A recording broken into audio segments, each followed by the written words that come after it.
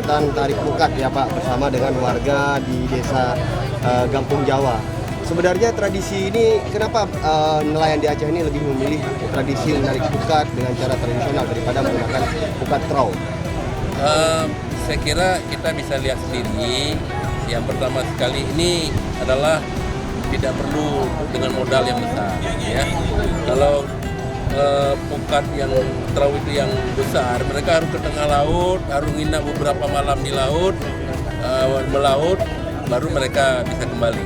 Ini tarik, ya, insya Allah ada ikan, sudah dapat rezeki. Tidak butuh waktu cuma 2 jam, ya. Jadi keluarga tidak tinggal, kemudian juga ekonomi dapat, kemudian keselamatan jiwa terjamin. Dan kita harap pukat ini terus berlanjut. Sudah ratusan tahun dari Pawang Surya, sudah kita dengar beliau sudah 62 tahun ini kerja beliau, ya.